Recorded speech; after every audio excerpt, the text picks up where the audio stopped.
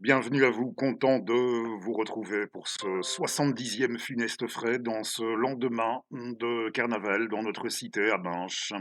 Nous y étions revenus, si vous l'avez manqué, eh bien ce n'est pas interdit d'aller l'écouter. On était revenu sur notre cité de Binche, ici en Belgique, son carnaval, son folklore, son histoire, ses traditions. Je mets en fin de vidéo le lien en direction de notre numéro précédent et pour celui-ci, si ça vous dit, eh bien, on va y aller. Oui, un numéro, je vous le propose, des plus tranquilles, hétéroclites, ou je ne sais, peut-être. À vous de voir, de juger. Et le premier livre dont vous verrez apparaître la couverture à l'écran, je ne fais pour ainsi dire que vous le montrez, c'est que nous avons de musique, nous en avons pas mal traité dans nos numéros ultérieurs, alors on va se calmer un peu. Avec la musique, je me contente aujourd'hui et quand on va y revenir à celui-ci, croyez-moi, je vous le promets, pardon, chaud, oui, chaud, ce le sera. Souffrance et grandeur de Richard Wagner, c'est un Thomas Mann, texte de Thomas Mann qui vient d'être réédité en format de poche chez Omnia.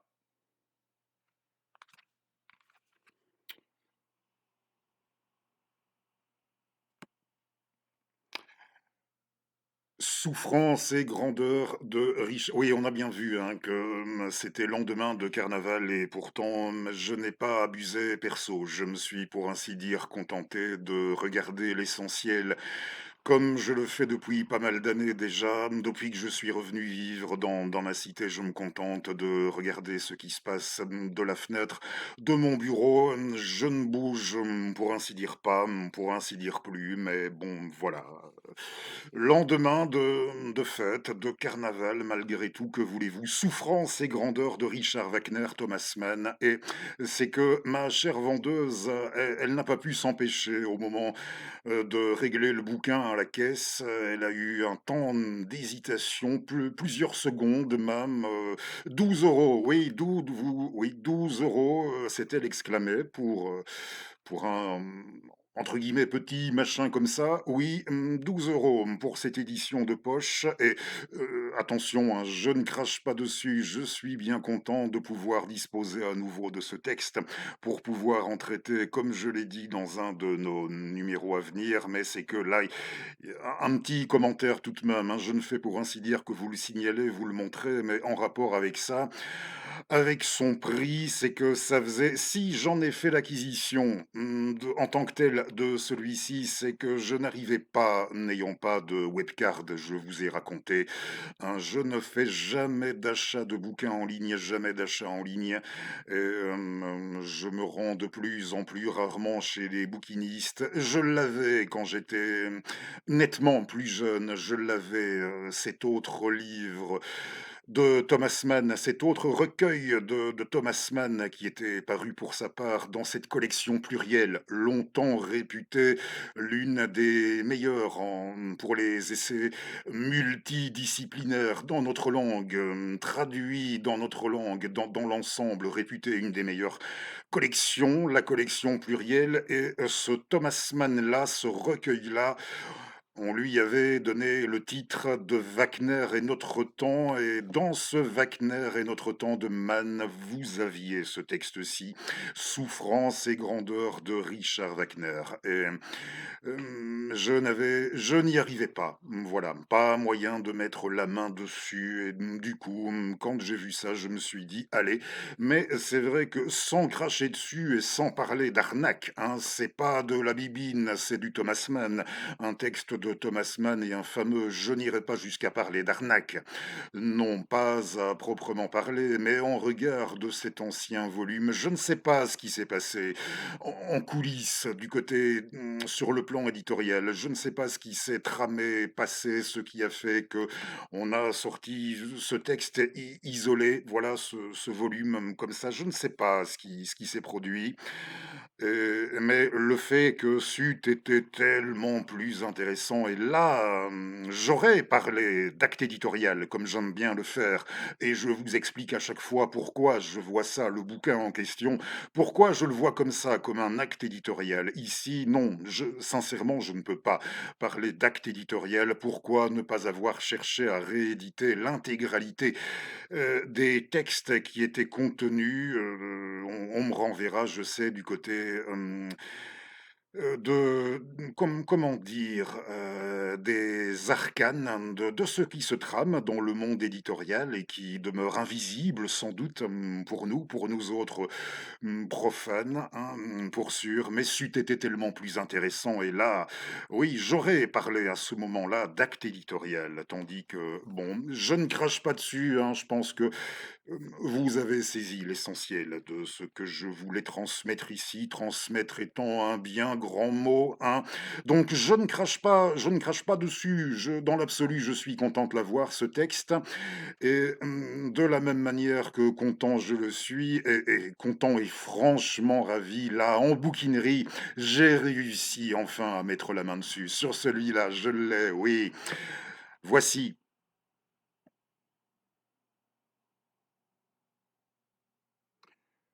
Édité chez Folio, non, je ne pense pas. Il ne dut pas y en avoir des tonnes de Folio, de lui édité en Folio à la NRF, Henri Guillemin, le Jeanne d'Arc d'Henri Guillemin. Folio 1977, 1977, et la première édition en grand à la NRF, ça remontait 7 ans plus tôt, en 1970. Bon, tout ça, les détails, sur le plan des références, comme d'habitude, vous aurez tout ça pour tout ce dont il est question dans ce numéro. Vous aurez tout ça, il vous suffira d'aller, comme d'habitude, en partie description, hein. Oui, rudement content, franchement ravi, de l'avoir enfin en folio. Henri Guillemin, Jeanne dite Jeanne d'Arc et oui, c'est doucement, hein, oui, ça se bagarre, je sais, dans le bouquin, ça échange des coups, mais c'est pas une raison. Lendemain de Mardi Gras, je vous dis, et sans même être superstitieux, c'est comme ça, chez nous. Ça ne peut jamais vraiment, bon, là aussi, vous avez saisi, je ne vous fais pas de dessin. Jolie illustration de couverture, ceci dit, je vous mets le nom de l'artiste à qui on devait cette illustration en description. Aussi, je présume que ce sera indiqué au verso. Jeanne, dite Jeanne d'Arc, et vous pouvez, c'est toujours disponible sur cette plateforme. Il faudra, il va sans dire, vous aménager quelques heures libres, hein, pour écouter. Ce n'est pas bref. L'ensemble des exposés, des conférences. Dans la série, Henri Guillemin raconte d'antan. Il y a tous ces numéros sur Jeanne d'Arc. Je pense que voilà, découpé ou en une fois, oui, ça doit se trouver aussi en une fois. C'était le cas quand j'avais écouté il y a une dizaine d'années environ la version audio, quand je m'étais passé la version audio. Il y a une petite décade déjà et rien ne vous empêche si vous y arrivez comme moi, hein, de faire l'acquisition en ligne ou, d'une autre manière, mais je vous dis, par la filière des bouquinistes, il m'a fallu un certain temps. Rien ne vous empêche de faire aussi l'acquisition du bouquin, hein. Rien ne vous empêche de faire les deux, d'aller écouter les exposés, de lire le bouquin et de voir oui, d'établir des similitudes ou de voir ce qui pouvait contraster aussi sur le plan de la méthode orale et de la méthode orale, méthode écrite de cet historien qui continuera à me susciter, si pas toujours nécessairement la controverse, qui ne laissera jamais décidément indifférent personne. Ah oui, le grand Henri Guillemin.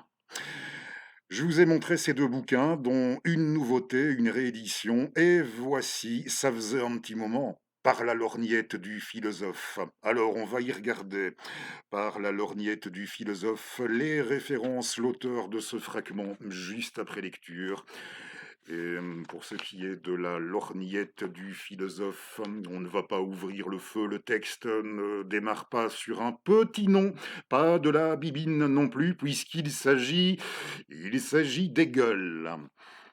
Hegel donne, et ça c'est dédié pour tous les fétichistes, YouTubesque ou pas, en mode YouTubesque ou pas, pour tous les fétichistes de l'individu, des droits de l'individu et consorts. Hegel donne en introduction des principes de la philosophie du droit, une définition très précise et dialectique de ce qui constitue l'individu. L'individu. D'ordinaire, en effet, nous avons tendance, comme c'est le cas dans les milieux où croit l'intersectionnalité, à opposer l'universel et l'individu. Or, Hegel montre bien qu'il ne peut y avoir d'individu constitué en tant que tel, c'est-à-dire en sujet libre, capable d'une volonté libre, qu'en ce que celui-ci se réfléchit dans l'universel. Et il en va de même de l'universel. Entre une position déterministe absolue qui nierait l'individu et son rapport d'immanence dans la causalité libre qu'il peut engendrer, et de l'autre, l'illusion naïve d'un subjectivisme tout-puissant, l'individu libre est celui qui prend conscience de ses déterminations. L'individu libre est celui qui prend conscience de ses déterminations pour s'en libérer. C'est là le piège dans lequel beaucoup trop de militants intersectionnalistes tombent aujourd'hui en pensant qu'ils peuvent s'auto-déterminer. Non pas en tant qu'ils se réfléchissent dans l'universel, mais en tant qu'ils seraient en mesure de le nier, tout simplement. Ainsi, ils pensent pouvoir se déterminer par eux-mêmes en faisant fi du rapport social. Il en va ainsi des autodiagues et autres commentaires biographiques en vue sur les réseaux sociaux où chacun s'évade dans le particulier pour creuser l'écart avec l'autre et signifier une différence qui, malheureusement, en tant que telle, signale seulement le désir mimétique de Narcisse qui se copie en croyant se différencier. C'est le propre du mimétisme concurrentiel.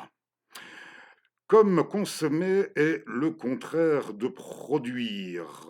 C'est bien Narcisse qui passe son temps à se regarder dans un miroir, écrivait Michel Clouscar.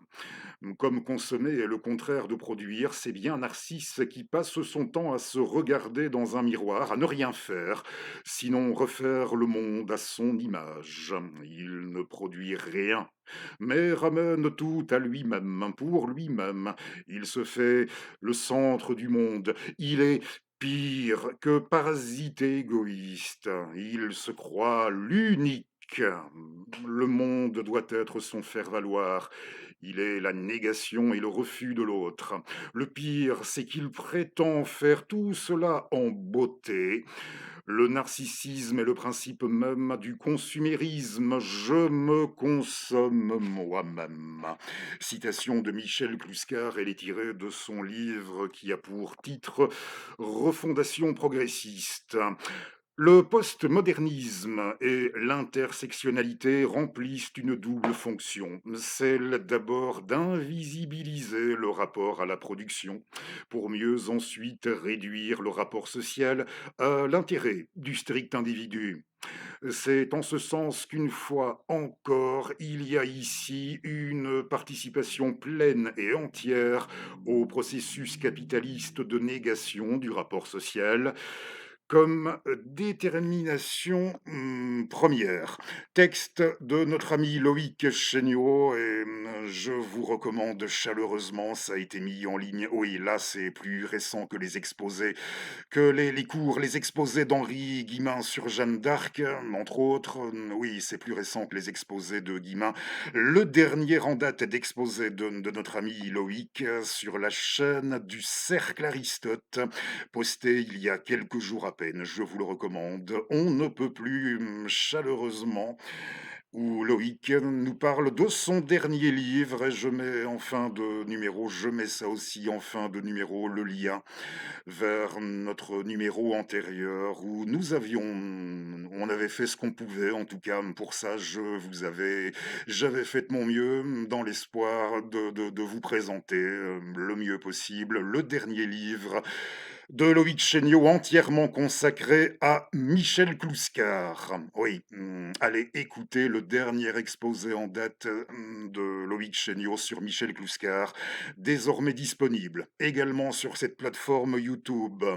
On vient de regarder, je pense que ça faisait un petit temps, cette séquence, oui, sans ambition philosophique particulière de notre chef une fois encore, mais j'aime bien intégrer, oui, renvoyer entièrement, voilà, renvoyer entièrement c'est renvoyer à votre plus entière appréciation et sans ambition philosophique, pas davantage cette petite remarque à présent, à l'adresse des enseignants de l'enseignement secondaire et qui, dans l'absolu, ont le mérite, oui, d'y exercer toujours, ce qui n'est plus le cas de votre serviteur. Alors, respect, d'ouverture avant toute chose.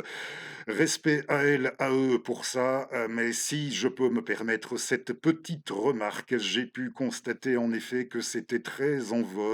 Je ne dis pas nécessairement comme solution de facilité, hein. Non, je ne dis pas que c'est ou que ça doit être nécessairement le cas, hein. Donc je n'ai pas dit, pas nécessairement comme solution de facilité, mais que c'était pour sûr très répandu, très en vogue d'opter, en guise de lecture à donner à nos jeunes, à l'adresse de nos jeunes dans les classes, le dernier ouvrage autobiographique de monsieur Renaud Séchant. Sans jamais avoir été fan de Renaud, je n'ai absolument rien de personnel, contre mon aîné, hein. Oui, il est un peu plus vieux que votre serviteur tout de même, Renaud. Vous pensez que, sincèrement, bon, je pourrais mentionner un tas d'ouvrages, des ouvrages, aussi bien des ouvrages biographiques, que même des ouvrages autobiographiques, hein, sur leur vie, écrits par les intéressés eux-mêmes, biographiques ou autobiographiques, sur des gens écrits, sur des gens ou par des gens pour qui j'ai énormément d'admiration, hein, des écrivains, des artistes et pas seulement, je pourrais en mentionner pas mal, hein, et qui m'ont beaucoup plu. Mais ça ne me viendrait pas et j'ai beau chercher, je n'arrive pas à arrêter un choix pour ce qui serait d'en donner un à donner à l'adresse des classes dans l'enseignement secondaire, en cours de langue maternelle, hein, en guise d'initiation à la littérature, moins encore, car ça fait partie, je crois, hein, si je peux me souvenir, si je peux me permettre encore une fois, ça doit être inclus dans le bazar, oui, inclus, dans la chose, il y a tout de même un côté initiation à la littérature. Ça n'a rien de dérangeant, de scandaleux, pas encore, je l'espère et je n'arrive pas, tous ces livres que j'ai pu lire, biographiques ou autobiographiques, sur des artistes aux existences franchement tourmentées, torturées ou, un peu moins, ne serait-ce qu'un peu moins, je n'arrive pas à arrêter un choix. Pour ce qui serait de me résoudre à, oui, à arrêter le choix d'un bouquin. Vous pensez sincèrement que, bon, vous trouvez que c'est terriblement édifiant sans jamais avoir été un saint non plus, hein, et encore une fois, sans avoir rien de personnel, de particulier contre Renault. Vous pensez que c'est tellement édifiant, que c'est un choix tellement indiqué dans l'absolu à donner à lire, au temps où nous sommes. Là où nous en sommes, réfléchissez un petit peu, voilà, faites-en ce que vous voulez. Vous m'entendez, vous ne m'entendez pas, mais là où nous en sommes, tout de même aujourd'hui, hein, si on fait l'effort de convoquer déjà un peu, mine de rien, les paramètres que j'ai déjà oui, auxquels j'ai déjà fait allusion, que j'essaie d'assembler avec vous, pour ça. Vous pensez que c'est tellement édifiant. Je ne dis pas que tous les jeunes vont donner dans le panneau pour ça, mais vous n'êtes pas sans ignorer, vous qui prestez, qui êtes toujours dans l'enseignement, qu'il faut que des fois jeunesse se passe et que, ce n'est pas dit que ça n'aura pas l'effet contraire pour ce qui sera de donner envie d'aller y voir sur le plan de certaines substances, je ne vous fais pas un dessin, de certaines addictions au bout du compte. Non, je ne dis pas que nos jeunes sont forcément idiots ou idiots, toujours idiots à ce point.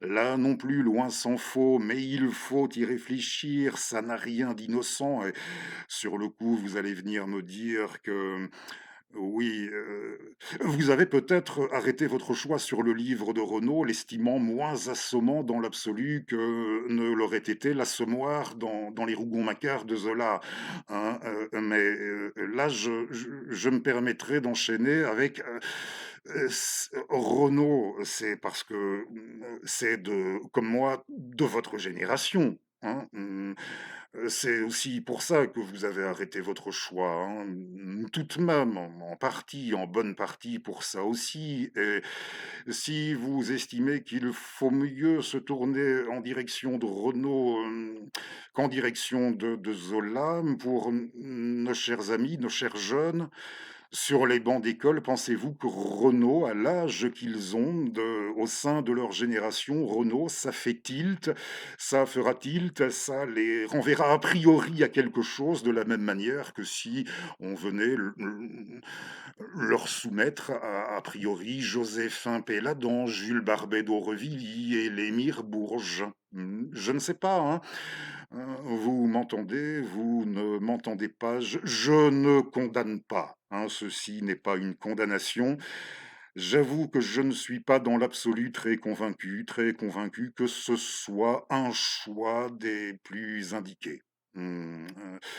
Voilà, c'est tout ce que mais pour sûr, là, je serai franc, c'est pour ça, le texte qui va suivre, notre fragment suivant, c'est tout de même en lien, bien plus qu'indirect, avec mon humble remarque.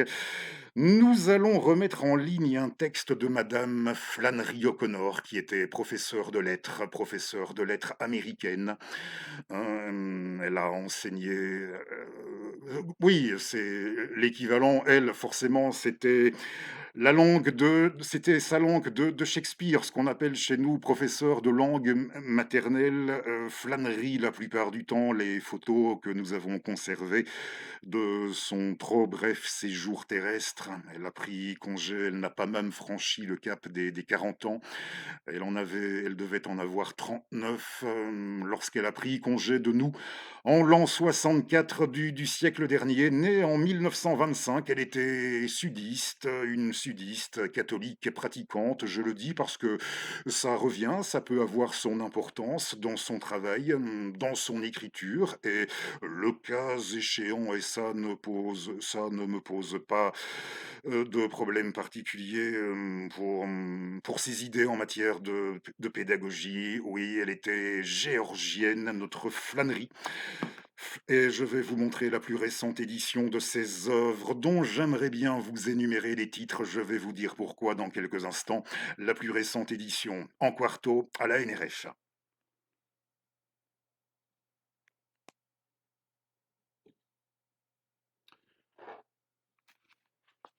La grande flânerie O'Connor, et nous allons remettre en ligne, car non, je ne pense pas ça. Ça doit faire un moment, dans un de nos numéros qui est devenu spectro à l'heure qu'il est, ne cherchez plus. D'où le fait de le remettre en ligne, ce texte, son titre dans le quarto.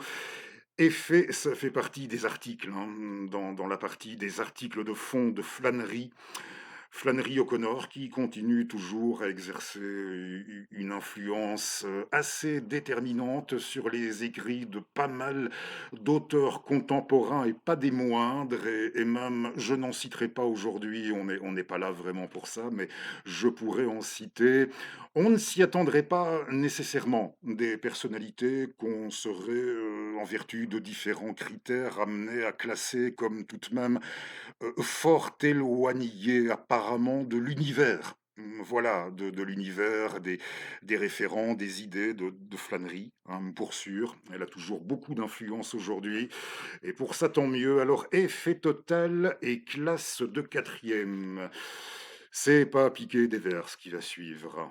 Alors, il y a 3 sortes de professeurs de lettres, les bons, les mauvais et les médiocres. Mais trop souvent, quiconque parle anglais a compétence pour l'enseigner dans le second degré. Voilà.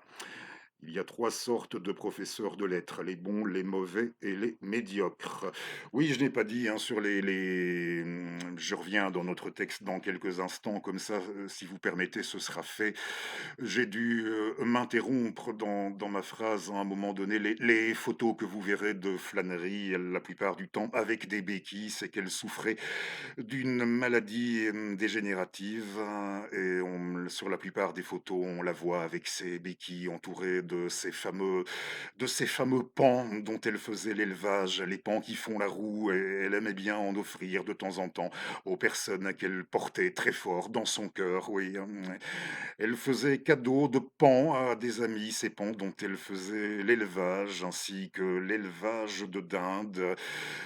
Pas sur la photo qui sera en enluminure de ce numéro, où là nous la verrons nettement plus juvénile, mais je ne sais pas ce que vous en pensez. Pour moi, ce sera difficile de faire mieux, de trouver mieux en guise de photo. Comment allons-nous dire? D'une gosse aux prises avec un bouquin, voilà, hein, d'une personne au début de son existence et de ses rapports avec les livres. C'est la plus belle, pour moi, c'est le plus beau cliché. Ce sera pour ça difficile de faire mieux. Voilà, une fois rectifié ce petit oubli, ces infos que je tenais à vous donner, on revient dans le texte. Donc elle disait 3 sortes de profs de lettres, bons, mauvais, médiocres, mais trop souvent quiconque parle anglais a compétence pour l'enseigner dans le second degré. Nous sommes aux États-Unis d'Amérique dans les années 1950-1960. Or, du seul fait qu'il n'est pas facile de réunir plusieurs romans en un seul manuel, les œuvres que l'on fait étudier dépendent trop souvent du savoir des professeurs, de leurs compétences et de leur goût. Au mieux, de facteurs essentiellement variables. Presque toujours, le professeur opte de préférence pour les textes qu'il croit susceptibles de retenir l'attention et l'intérêt des élèves. Les œuvres de fiction contemporaine ont à coup sûr cet avantage. À notre époque, et pour la première fois dans l'histoire, on demande volontiers à l'enfant ce qu'il accepte d'étudier. Ce qu'il accepte d'étudier. Mais je ne suis pas qualifié pour discuter de cet aspect du problème. Le démon de la pédagogie qui nous possède est de ceux qui ne s'exorcisent que par la prière et le jeûne.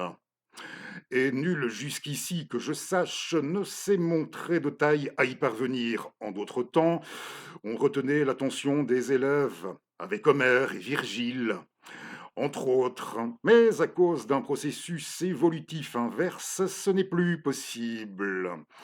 Nos enfants sont devenus trop bêtes pour découvrir le passé par l'imagination. Nul ne demande aux enfants si l'algèbre leur plaît, ou s'ils ne voient rien à redire à l'irrégularité de certains verbes français. En revanche, s'ils préfèrent Hercé à Hawthorne, des écrivains anglo-saxons, hein, c'est référent à elle, à Flannery, hein, personne ne demande à nos élèves, en revanche, s'ils préfèrent Hercé à Hawthorne. C'est leur goût qui doit prévaloir. J'aimerais avançait cette proposition inadmissible pour la plupart des professeurs de lettres, qu'il faut enseigner la littérature dans le secondaire. Il faut qu'elle le soit comme une discipline, et comme une discipline qui possède une histoire. L'effet total que produit un roman dépend non seulement du choc que spontanément il provoque, mais aussi de l'expérience, littéraire ou non, que possède celui qui l'aborde. Alors, avons-nous besoin de faire lire Steinbeck ou Hersey à l'enfant qui ne s'est pas familiarisé avec un certain nombre des meilleures œuvres de Cooper, Hawthorne, Melville, James, Première Manière et Crane? Avons-nous besoin de lui faire lire ces auteurs tant qu'on ne l'a pas introduit aux meilleurs romanciers anglais des 18e et 19e siècles? Ma foi, c'est tant mieux si ces auteurs ne lui décrivent pas les réalités de son temps. Tant mieux. Les réalités de son temps, il a le nez dessus. Il manque de recul pour les voir. Comme cet étudiant d'université qui, dans un devoir sur Lincoln, écrivait qu'il allait au cinéma, le président Lincoln écrivait qu'il allait au cinéma, et qu'il s'est fait assassiner. Trop d'étudiants ignorent à leur entrée à la faculté que le monde ne date pas d'hier. Partant du présent, leurs études ne les plongent dans le passé que par hasard, lorsque c'est inévitable ou nécessaire. Les grands romanciers britanniques du 19e siècle sont pourtant savoureux. Ils sont une mine dont un bon professeur peut tirer des trésors pour de jeunes esprits. Je ne vois pas pourquoi leurs œuvres seraient ou trop simples ou trop difficiles pour la quatrième. Au simple, elles offrent des joies simples et un professeur à la hauteur peut en tirer de plus subtil pour les élèves plus précoces, qu'on leur permette une fois qu'ils auront lu les romans anglais du 19e siècle, qu'on leur permette de découvrir que les caractéristiques littéraires du roman américain du 19e sont très différentes. Ils découvriront non seulement la nature de ces œuvres originales, mais les métamorphoses que subit un genre littéraire dans une situation historique nouvelle. À partir de là, ils passeront à la littérature contemporaine, d'autant plus capable de concevoir et d'admettre les exigences plus compliquées des œuvres du XXe siècle. La littérature contemporaine semble souvent plus simple, mais il n'en est rien. Elle est plus complexe, elle a tout naturellement évolué. En général, absent de son œuvre, l'auteur s'abstient de toute participation directe. Il laisse le lecteur cheminer seul parmi ses expériences mises en scène dramatiquement et symboliquement ordonnées. Le romancier moderne plonge le lecteur au cœur de l'expérience. Il s'efforce de provoquer les passions dont il traite. Et s'il est un vrai romancier, il ne les provoque que pour créer par leur ordonnance et leur transparence, il ne les provoque que pour créer par leur ordonnance et leur transparente clarté une expérience nouvelle. L'effet total, qui n'est en soi ni sensoriel, ni simplement momentané, l'expérience. Si l'élève n'a pas un minimum de connaissances en littérature, il ne pourra pas fondre les passions immédiates que le livre éveille dans un tableau total et vrai. C'est ici que se pose le problème moral.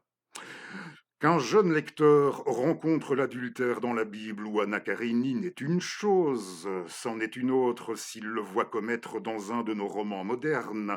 Et ce n'est pas seulement parce que l'adultère est considéré comme péché dans les deux premiers cas, alors qu'il n'est dans le second cas que la cause de complications fâcheuses, mais parce que le roman d'aujourd'hui implique son lecteur dans l'action avec un degré d'intensité sans pareil. et que les conventions du genre lui offrent désormais l'occasion de prendre part à toute action dont est capable un être humain. Dans notre culture fragmentée, nous avons du mal à nous accorder sur des principes moraux et même à convenir de donner aux questions morales la primauté sur les questions littéraires lorsqu'un conflit les oppose. Raison de plus pour que l'enseignement secondaire revienne à son objet propre qui est de jeter ses bases. Que les élèves abordent le roman contemporain dans le second cycle de leurs études doit donc dépendre et de l'agrément de leurs parents et de ce qu'ils ont lu et assimilé jusque-là. Un professeur de lettres de l'enseignement secondaire assumera pleinement ses responsabilités si ses élèves accèdent à l'intelligence des grandes œuvres du temps présent sous sa conduite et grâce à l'étude des grandes œuvres du passé. Il leur enseignera la littérature et non un succès d'années de sociologie et de petites leçons sur la démocratie ou les traditions des divers pays. Et si l'élève trouve que cela n'est pas à son goût, et si l'élève trouve que cela n'est pas à son goût, eh bien, c'est regrettable, infiniment regrettable.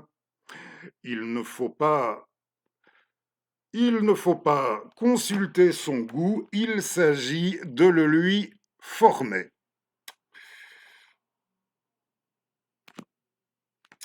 Flannery O'Connor. Bon, je ne dis pas pour autant que je suis un, comme pour tous les auteurs dont je parle, hein, je ne suis pas un conditionnel de tout ce qu'a pu dire, écrire et faire Flannery O'Connor. Par ailleurs, je reconnais parfaitement qu'on peut, oui, je ne doute pas qu'il y a parmi vous que vous êtes nombreux à vous efforcer encore de transmettre notre héritage tout en vous accommodant et en faisant mieux, hein, tout de même, j'espère que vous accommodez de productions contemporaines avec des sujets parlants à l'adresse de nos jeunes. Ça, je n'ai pas dit ça, hein, je ne le nie absolument pas, mais je voulais encore une fois vous faire part au sujet de l'autre tout à l'heure, voilà, je ne suis pas convaincu. Notre abécédaire. Le temps de souffler une seconde et nous allons, ça fait un petit moment aussi, passer à notre abécédaire de lecteur et on va rester dans la lettre R. Ah oui. Et ce n'est plus un secret pour vous, j'en ai fait de la radio libre, radio privée, comme vous voulez, hein. Essentiellement entre l'âge de 15 et 30, un peu plus de 30 ans, j'en ai fait, j'ai commencé même un peu plus tôt. Et, ce n'est pas que je vais vous raconter dans le détail, non, c'est pas le contenu de ce numéro non plus aujourd'hui, mais R comme radio et en rapport avec les lectures, là encore, avec les livres, comment ça a pu se passer, le cas échéant, ça a pu se combiner, on va le voir, dans le parcours de votre serviteur. Et tout a commencé.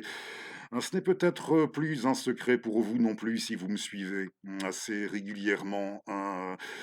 Je ne sais pas si j'ai déjà parlé de ce château, mais ça a dû commencer quelque part par là, à l'instigation de mon cher père qui s'était souvenu que ça existait.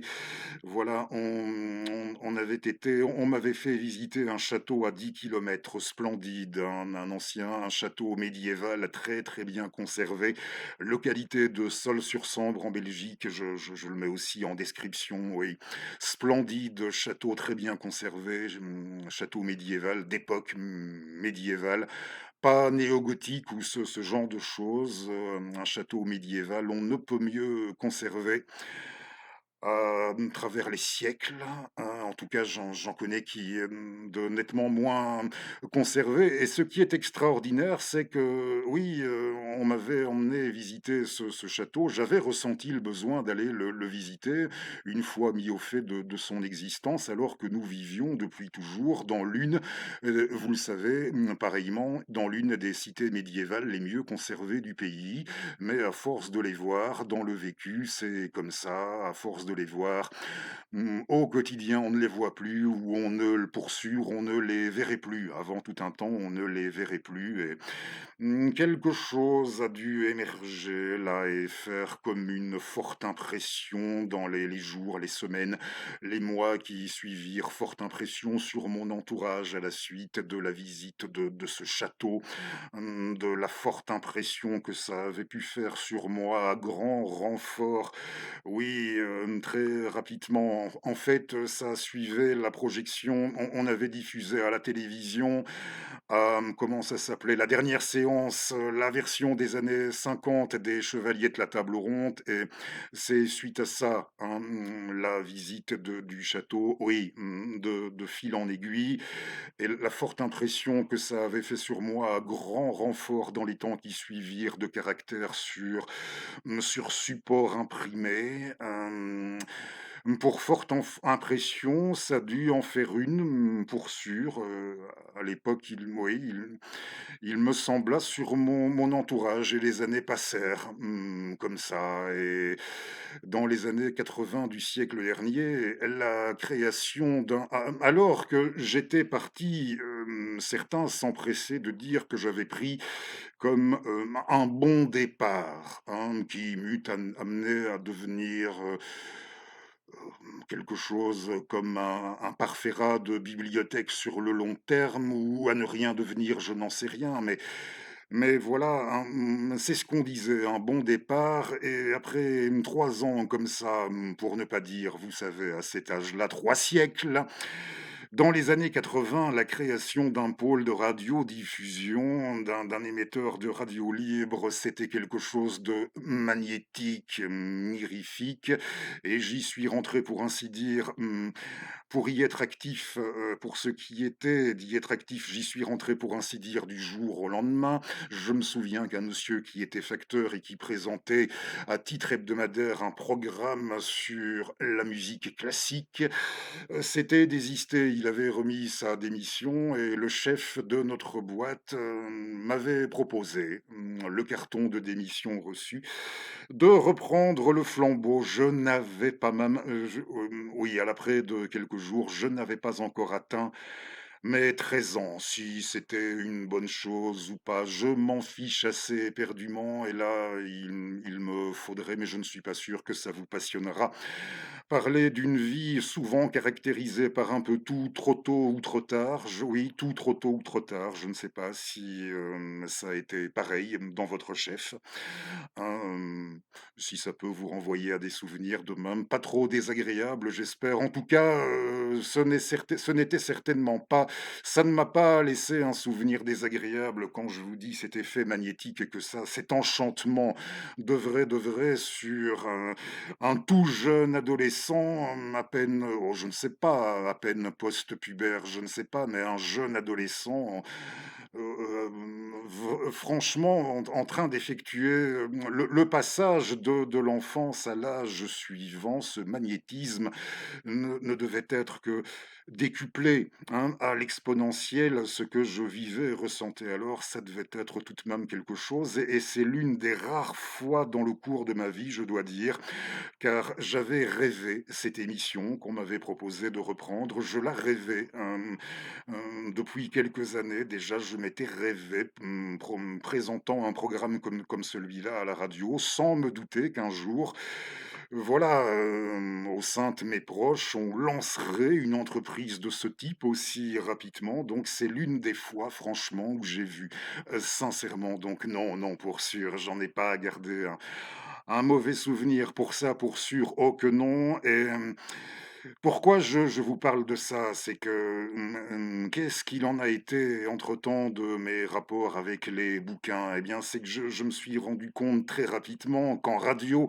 dans le monde de l'audiovisuel, d'où aussi ces funestes Fred, je ne serai jamais vraiment un animateur, mais plutôt un présentateur, hein, animer, du passage de disques, des jeux, ce genre de choses.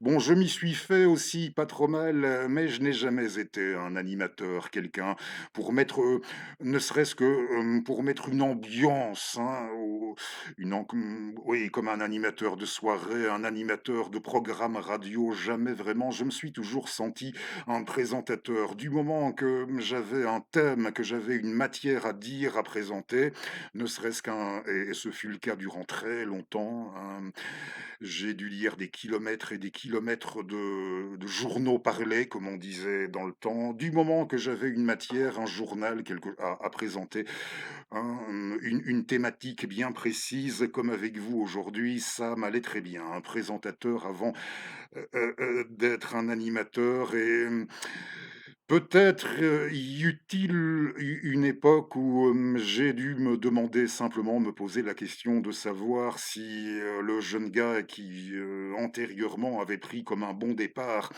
avec ses bouquins sur la chevalerie, le Moyen Âge, le roman de Renard et ça revient aussi, hein, vous pouvez en juger. Si vous nous suivez, le jeune gars qui avait plutôt pris un bon départ, bon, ce processus d'intégrer l'audiovisuel, hein, et ça m'a permis, c'est clair, d'assez rapidement, dit sans prétention aucune, d'assimiler un certain bagage, non seulement de perfectionner mes connaissances, d'accroître mes connaissances dans le domaine de la musique savante, comme dans des registres auxquels je ne me serais a priori jamais intéressé, vu la façon de vivre en ermite que dans mes bouquins, très très isolé, très solitaire. Oui, c'est cette façon, de vivre en ermite que j'avais très tôt adoptée et ce processus de socialisation qui valait ce qu'il valait, mais qui était bien là, ce processus de socialisation par l'intermédiaire de l'audiovisuel, est-ce qu'il me fallait le voir en définitive au bout d'un moment comme m'ayant corrompu? Oui, comme ayant perverti, corrompu, votre serviteur déjà au regard de ce bagage, sur le plan médiatique, de la culture médiatique, hein, que j'aurais pu acquérir jusqu'en l'an 2000, pour sûr, hein, dans les registres vers lesquels je ne m'étais pas pour lesquels je ne m'étais pas initialement, destiné. Oui, je peux revendiquer une relativement bonne connaissance de la culture médiatique, dans le champ de l'audiovisuel à l'ancienne jusqu'en l'an 2000, au moins. Après, bon, après c'est une autre histoire. Alors, perversion par le monde moderne, par la culture moderne, je ne sais pas, hein et j'ai très envie de dire que, si je n'avais pas chopé à cette époque toute une fraîcheur, toute une candeur et aussi c'est assez spécifique aux personnes qui ont fait de la radio, qui ont taffé dans l'audiovisuel comme je l'ai fait, ce besoin de recul par rapport aux choses, par rapport aux mots trop forts, par rapport aux formules a priori trop fortes. Vous voyez?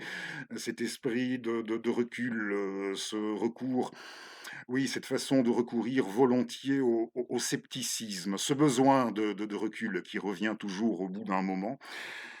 C'est clair que ça et toute cette fraîcheur, toute cette candeur en définitive, c'est que je n'aimerais pas, je ne voudrais pas ramasser même dans la boue l'homme que j'étais devenu dans ma trentaine, lorsque j'avais, fait le choix d'intégrer l'enseignement. Oui, de par mon diplôme de prof, j'avais fait le choix de réintégrer l'éducation et il me semble là que j'étais devenu quelqu'un bon, mes chers étudiants, manifestement et ça avait son importance, hein, aussi tout de même. Ils semblaient fort heureusement trouver leur compte, avec moi. Ça semblait plutôt bien leur convenir, ce que je leur proposais, hein. Alors voilà, mais je ne voudrais pas ramasser mon profil de cette époque, même dans la boue. Sincèrement, tant je revois un homme devenu sec, déshumanisé, pas très agréable, pas très fréquentable. C'est comme ça que je me revois, pas très intéressant. Et heureusement, je me dis heureusement que dans ces années-là, malgré tout, j'avais conservé cette fraîcheur, cette candeur. C'est que, oui, je n'ai pas fait le test à 18 ans d'aller, car je pense que si j'étais allé me présenter à l'université pour faire philo-romane, historien ou je ne sais, je n'aurais pas tenu. De par mon caractère, je me connais très bien, je n'aurais pas tenu plus de 3 semaines dans un cadre universitaire. Certainement pas, mais au moins, ça aurait eu le très grand mérite de me ramener sur terre. En somme, cette espèce de sélection cruelle mais nécessaire, on va dire, elle m'aurait ramené sur terre et je serais devenu quelqu'un d'assez il y aurait pas eu tout ça. Jamais, jamais de la vie ou alors beaucoup, beaucoup, beaucoup, beaucoup moins, hein. C'est pas la quantité qui fait, mais pour sûr, oui, là, beaucoup moins.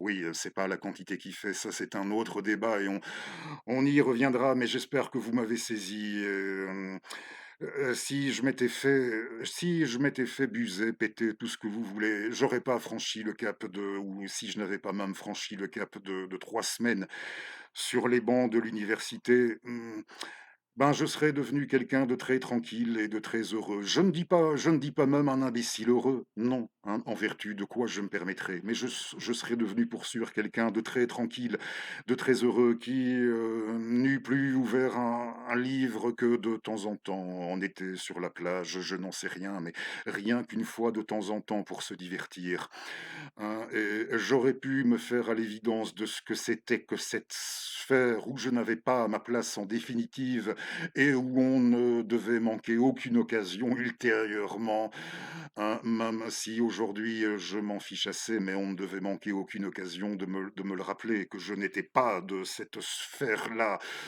hein, du savoir, de l'intellect, je ne sais rien. Mais pour sûr et vrai de vrai, il me semble, j'avais réalisé que savoir agencer des phrases, ça ne fait pas d'emblée de vous un intellectuel, un universitaire ou un intellectuel.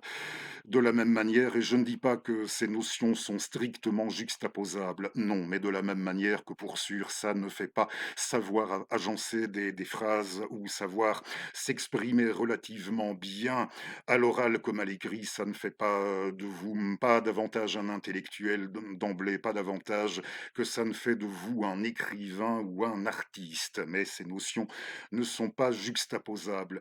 Ceci dit, oui, j'ai pu réaliser la chose, très rapidement. Déjà, oui, très rapidement quand je parlais de trop tôt ou trop tard, en lieu et place, de continuer à vivre dans oui, pour parler ici avec une résonance un peu à la Ibsen, à continuer à vivre dans un monde d'illusions, hein.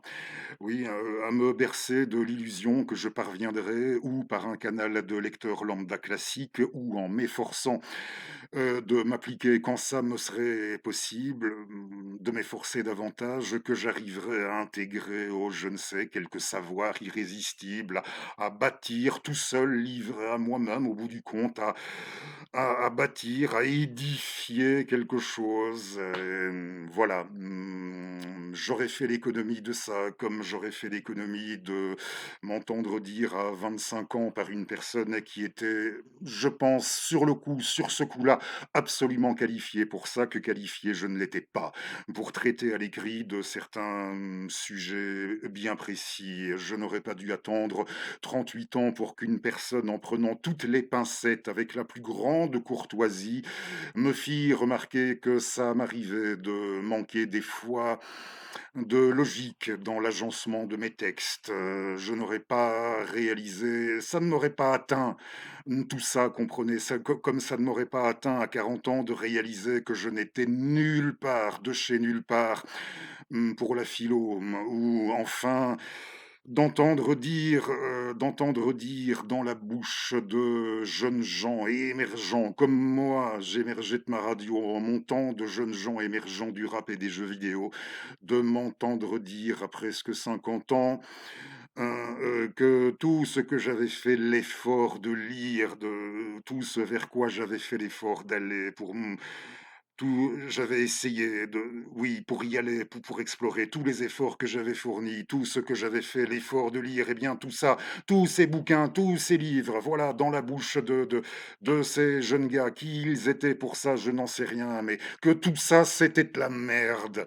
En définitive, j'aurais fait l'économie de ça aussi, je crois. Eh bien, aujourd'hui, je me dis que, heureusement que, rétrospectivement, toute cette fraîcheur, toute cette candeur a réussi à l'emporter, chez moi. Déjà autant où, oui, quand je vous parle de cette époque où je ne serais pas très fier de revoir mon profil tel qu'il pouvait s'afficher, dans une époque pourtant qui fut perçue socialement comme la plus normative de toutes, hein, celle où je passais pour être le mieux rangé dans l'existence, hein.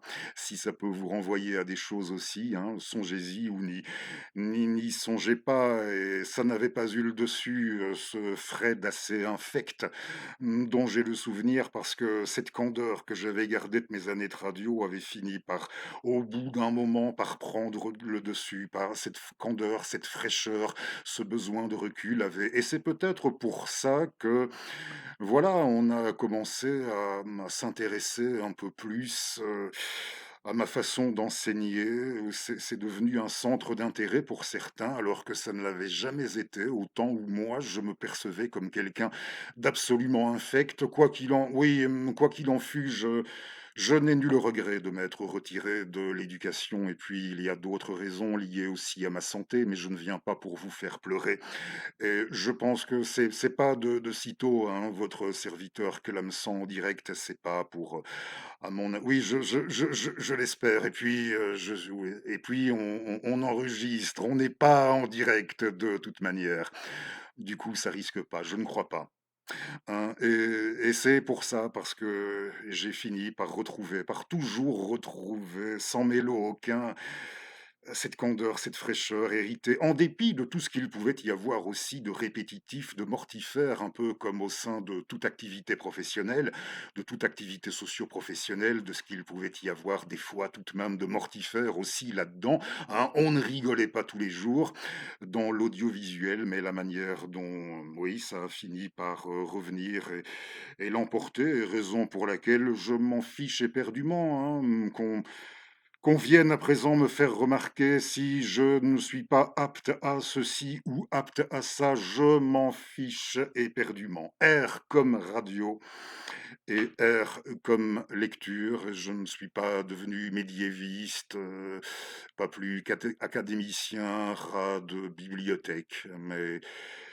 voilà, j'ai mon rapport pour le meilleur et pour le pire, hein, ma configuration, mon petit monde que j'essaie de partager avec vous.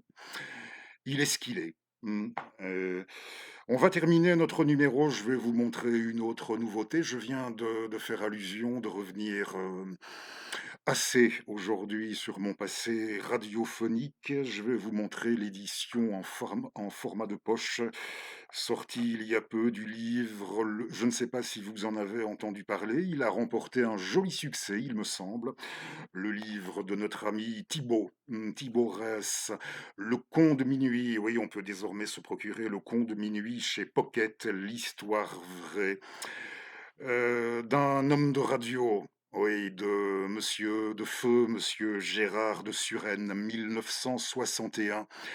1961-2005, et qui a travaillé, il a démarré à l'époque où, j'y étais déjà depuis un petit moment, dans la radio dans les années 90, ça oui, ça correspond plus ou moins encore à l'époque où j'y étais. J'y étais encore dans la radio, mais le service sur lequel il prestait, c'était un réseau franchement concurrent du nôtre. Pas la peine de le citer, vous irez lire le livre ou alors renseignez-vous. Ce n'est pas difficile. Il y a beaucoup de vidéos sur le compte Minuit et sur l'auteur, avec l'auteur du compte Minuit, j'ai vu sur YouTube, hein, et oui, un réseau radiophonique concurrent de celui sur lequel, à partir d'une époque, nous nous étions retrouvés. Oui, au départ, c'était radio libre locale et puis, nos chers responsables, avaient fait le choix d'intégrer un réseau radio international, hein. Je ne donne pas de nom, je peux vous les donner en MP si ça vous intéresse, hein. Il n'y a pas de mal, mais Gérard de Suresnes, de son vrai nom, je crois, Gérard Cousin, la radio, sur laquelle il travaillait tard, très tard, après minuit, oui, sur laquelle il avait son émission, en ce temps-là, nous autres, là où nous prestions en radio, c'était comme à des années-lumière. On ne jugeait pas, hein, on ne formulait pas des fois, ça nous arrivait d'écouter, on ne comprenait pas toujours très bien où il voulait en venir, voilà, sur la concurrence, mais voilà, on s'abstenait d'émettre le moindre jugement de valeur. On était conscient, avant toute chose, d'être confronté à une façon d'envisager la bande FM à des années-lumière de la nôtre. Voilà, sans se prononcer, et encore aujourd'hui, ni en bien ni en mal. Ce n'est pas l'objectif. Le livre est très bon, hein, et nous allons terminer. Je vous avais promis de vous lire un autre texte de notre camarade Héroïac, le vocaliste et multi-instrumentiste d'Enterré Vivant, Eminentia Tenebris et bien d'autres formations, hein. Stellar Forest aussi, c'est très bien, Stellar Forest avec Héroïac.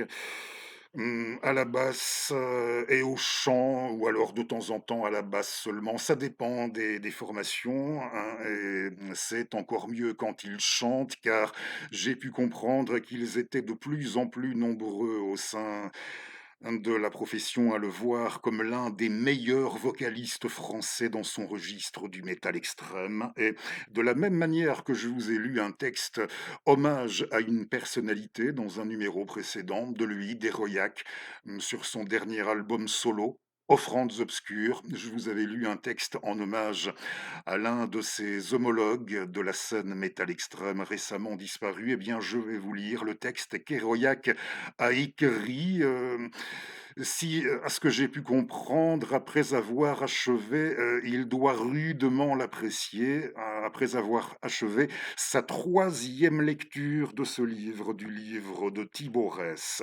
Je vous le montre, c'est chez Pocket, Le Con de minuit.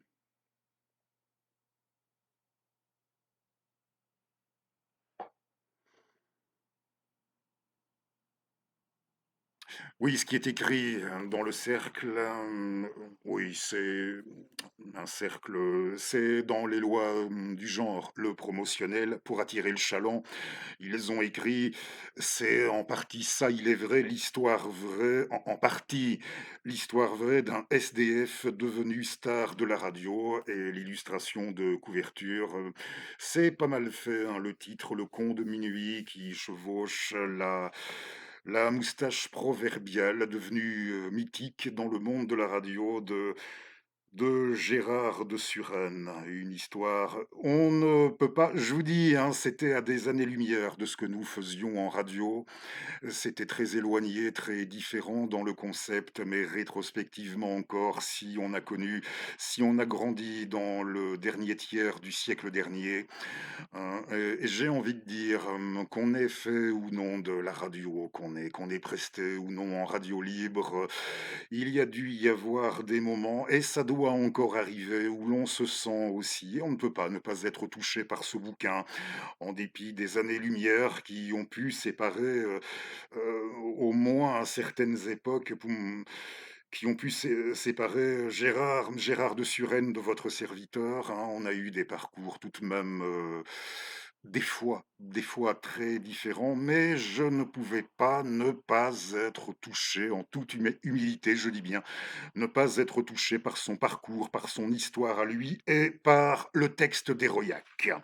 Lisez donc Le Conte de Minuit, ce livre, il est très bon. Voilà, ne serait-ce qu'en tant que bouquin sur le plan de la rédaction, Thibaut Ress est un très très bon auteur. Comme j'apprécie beaucoup aussi ce qu'écrit Héroïaque, François Collat, je pense, hein, corrige-moi si je me suis gouré, je m'étais trompé la fois dernière, je t'avais rajeuni de 5 ou 6 ans, pardon, hein, François. Oui, et tu vis en région parisienne et non pas, je t'avais situé quelque part dans le nord-ouest, dans les profondeurs du nord-ouest. Tu vis en région parisienne. Héroïaque sur son album Offrandes obscures. Alors, l'offrande obscure au con de minuit. Oui, toujours d'une certaine manière, on se retrouve, con de minuit. Hmm. Ouais, alors, pas vous faire un dessin.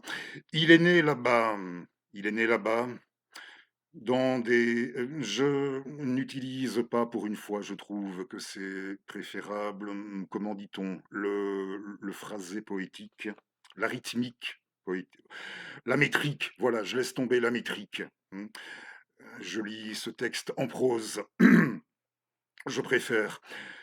Pour terminer aussi, ce sera mieux, j'espère que ce numéro vous aura plu. Pas trop décousu dans l'ensemble, je ne crois pas. Il est né là-bas. Il est né là-bas dans des foyers sans nom, un gosse errant, sans futur ni maison. Il a roulé sa vie au volant dans la nuit, puis la radio l'a pris entre deux insomnies. À minuit précise, il enfumait l'antenne, déclamait ses vers. C'est ma Bibi, incertaine. Ils l'ont vu, l'ont pris pour cible, l'ont mis à nu. Mais lui, mais lui, mais toi, tu croyais encore, mais toi, Gérard, tu croyais encore en ce rêve qu'on t'avait vendu. Gérard de Suresnes, ô Gérard, voix rauque au micro, tu hurlais tes rêves dans un studio. Soyons honnêtes, on riait de toi, hein. Mais t'as cru briller, tu as cru briller même dans le désarroi. Faut pas pleurer, Gégé, même si t'as fini sans rien, dans un carré d'oubliés, personne pour te tendre la main. Et dans l'arrière-boutique, la nuit fait son nid quand s'est endormi sans bruit, sans merci, le con de minuit. Le con de minuit s'en est allé sans bruit, éteint comme une clope, sans gloire, sans cri. Plus d'antenne, plus de rire, plus de coups d'éclat, juste un homme qu'on oublie, qu'on n'écoutait pas. Mais quelque part peut-être sous les néons fanés, un vieux jingle s'élève pour ne pas l'effacer. Gérard de Suresnes, oh Gérard Voiroc au micro. T'as crié, t'as pleuré, t'as encaissé les mots. Star des sous-sols, prince délaissé pour compte. T'as tenu l'antenne, mais la lumière s'effondre. Faut pas pleurer, Gégé, même si t'as fini sans rien, dans un carré d'oubliés, personne pour te tendre la main. Merci à vous pour ma part, je vous donne rendez-vous si ça vous dit dans moins d'une petite semaine. À bientôt.